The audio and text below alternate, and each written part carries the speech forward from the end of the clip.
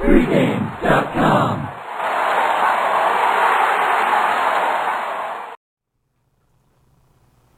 Welcome back, guys. It's March Madness. We're taping on Monday, and while everybody's looking at the Sweet 16, we would be remiss if we did not talk about a major story happening. I'm Marco D'Angelo, Stephen Nover. Looks like Peyton Manning has found a new home. Right before we went on air to start taping today, reports are coming out. They're finalizing the deal as we speak. He's going to be a Denver Bronco. This is going to have a ripple effect to a lot of teams in the NFL, Stephen. And I mean, every day this story was changing. I mean, it started out that Miami was the front runner because he had a home in Miami. Then, he made the trip to Denver and talked with Elway. Then he went to Arizona, and things looked good at Arizona for a little bit. And then, then there was this mystery team that people were talking about. Was it going to be Kansas City? There was some speculation that Kansas City was going to make a play for him. Then we find out Tennessee rolls out. They practically wanted to give him everything except the governorship of Tennessee to come down there and play. And then out of nowhere, the San Francisco 49ers got involved. That's the most intriguing part because I don't know how this is going to play out for the 49ers now that he's not going there because Alex Smith appears to be a little pissed. Yeah, that's part of the ripple effect you were talking about. The 49ers may have overplayed their hand, maybe trying to go all in on Manning at the risk of losing Alex Smith, who we know is not a premier quarterback by any stretch of the imagination, but he's certainly better than what they have right now, behind him. Yeah, Kaepernick's not ready, or what they could get out there. So, Manning really hurt some teams, by going to Denver, but that's what this free agency is. These teams needed to have a plan B backup plan, and Manning going to Denver, there's good and bad here. I'm not that enthralled with Denver's wide receivers, although they certainly didn't have much of a chance trying to catch catchable balls with Tim Tebow throwing. I don't like the head coach, John Fox, from an offensive standpoint, ultra-conservative. You can have some weather issues there that Manning's not had before. It is a weak division. The plus, though, with him going to Denver, this had to take priority, Mark, over any other factor in his decision. He had to have a premier offensive line, and Denver has that. They are a top 5 offensive line, and they have a great left tackle in Clady, and they will keep him upright. They will keep him protected, and that's the whole key. Now, I think John Elway had a big factor in this, too. The fact that Elway was a quarterback, although he didn't change teams, he was a quarterback that won 2 Super Bowls at the end of his career, and I think that's a great selling point. One of the things that you said about John Fox not being an offensive mind, I think actually is one of the selling points because, and I think it's, in the end, I think it's the reason he didn't end up in San Francisco. Peyton Manning will have full reign of what he wants to do with the offense. So you're insinuating he would not gotten along with Jim Harbaugh?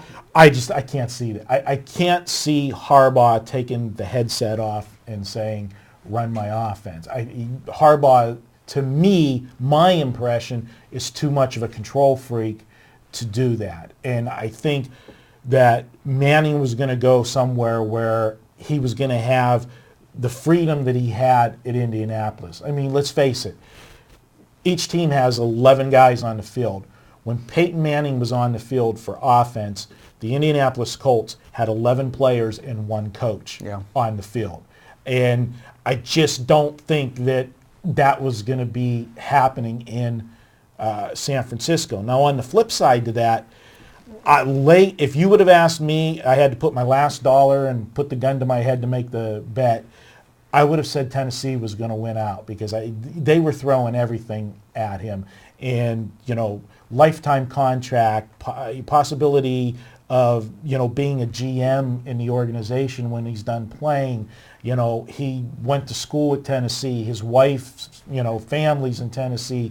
Yeah, I just thought that they were going to win out, plus the fact that they would get to play Indianapolis twice a year. Yeah, he's a southern gentleman, and that certainly would have made sense. He stays in that AFC South, the division he knows the most. Very easy division, bad defenses there. decent offensive line, some potentially good wide receivers there, potentially a real good tight end. Kenny Britt's got to come back from Yeah, the injury. that's what I'm talking about, potentially. If he comes back, he was going great until he suffered that early injury. And I like their tight end, Jared Cook, if he gets some consistency. But he didn't sign with Tennessee, so we don't need to talk about them. But he did, I think, and I'm sure all this will start coming out, but he probably chose against San Francisco, maybe because of your hardball arguments, and possibly maybe at this late stage of his career, he's 36, didn't want to go to the NFC, doesn't know it like he knows the AFC. And you talk about bad conditions, I'm not sure if San Francisco's worse conditions than Denver. You think of Denver, you get that freak snowstorm, and that's what everybody thinks. But how many times does it snow there? Once every 3 or 4 seasons, you get a big heavy snowfall in Denver. It's still cold. Yeah. Okay. You're not San Francisco, that weather is. Well, you get the wind and cold, but you get the wind in nice summer days. You get the. One thing, the last thing we'll talk about here, and this was a fix for Denver, no question. It killed the old saying, you can kill 2 birds with one stone. Yeah, with the Tebow. Well, this puts Tebow to bed. Brilliant maneuver by Elway.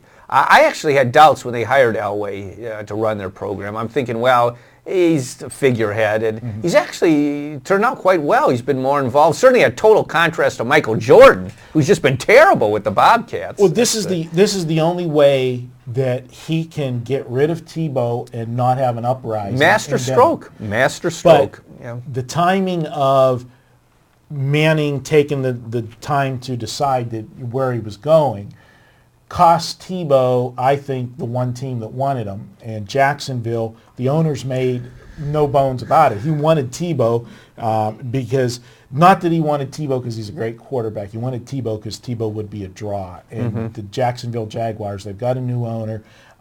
They need the seats filled. I mean, I think his statement was they want to take the tarps off, some of the sections that have been, covered for years in that city. And that would work, and that's great. The road's open. There's only one problem. They signed a quarterback. They signed Chad Henne. Now, what was the big rush to sign Chad Henne? Yeah, I don't think they were lining up around the block for Chad Henne, but they spent money. Can they afford to spend money on 2 spots and create another quarterback circus? Tebow, if they can't work a trade for Tebow, I expect them to get waived. Yeah. Here's a guy that I use it in a pun, but a winning playoff quarterback last season can get waived. Yeah. Well, even a bigger joke was that where people, when they were serious, were throwing his name out as an MVP. Yeah. So it's going to be interesting how everything plays out, and if Alex Smith, if this was just a ploy going to Miami to drive up his price, because remember, the agent for Alex Smith happens to be the same agent as Peyton Manning. And I either would be patting my agent on the back and saying, what a stroke of genius to drive up the price for me with Miami and San Francisco, or I would be hiring a new agent for almost getting Peyton Manning to take my job. So we'll wait and see how that plays out. But it was interesting to talk about, and it's very topical today. So we wanted to just give you our thoughts on it. He's Stephen Nover. I'm Marco D'Angelo. We'll be back with Stephen next week with some more videos. And stay tuned to Pregame.tv. We've got coverage, March Madness. We're not done. Sweet 16 rounds up next.